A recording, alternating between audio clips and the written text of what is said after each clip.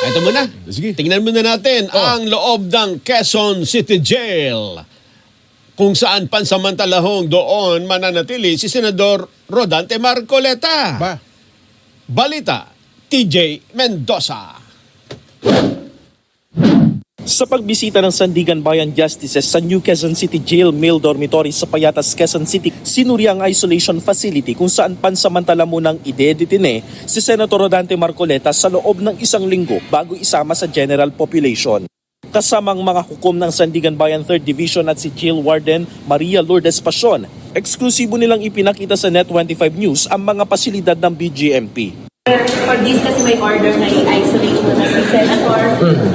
Dito muna siya mag-stay for 1 week, so okay na yung condition. So dito yun. 6 na palapag ang building, may elevator at maayos ang ventilation. Ipinakita rin nila ang 48 square meter na pasilidad kung saan ililipat ang senador kung sakali mang matapos nito ang 1 linggong isolation. Mandato ng BGMP na panatilihing makatao ang mga pangangalaga sa mga persons deprived of liberty o PDLs. May mga transformative programs rin ng BGMP na may layong magdulot ng positibong pagbabago. Pero bukod sa detention facility, may iba pang pinagkakabalahan ng mga PDLs. May sariling wellness salon sa loob ng kulungan kung saan pwedeng magpagupit ang mga PDLs at ang bayad mula sa kanilang iniipong voucher. Yung mga PDL na nasa salon, nag-training po yan ng hair cutting, ng hair styling, na provided ng Social Services Development ng ating Quezon City Government. Meron rin silang wellness spa kung saan pwede silang magpahilot. May abaka weaving rin. Kitang gumagawa ng iba't ibang produkto ang mga PDLs gamit ang abaka na pinagkakakitaan rin nila.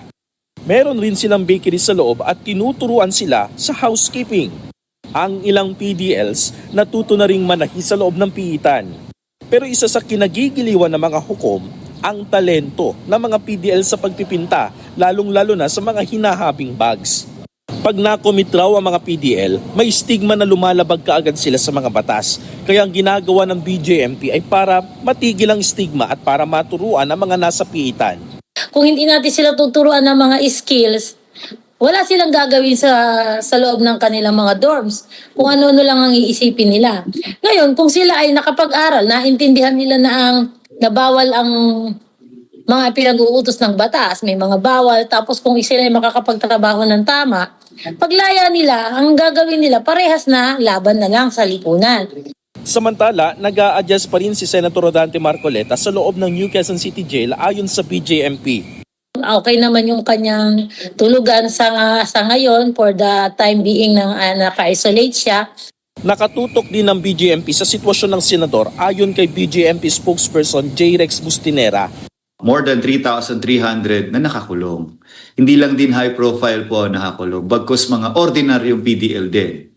And that's why ang kanilang cell assignment ay according sa kanilang needs, risk at mga rehabilitation programs.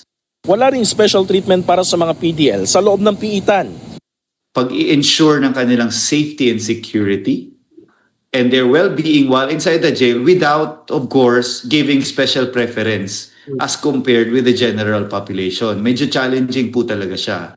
TJ Mendoza para sa 100% balita.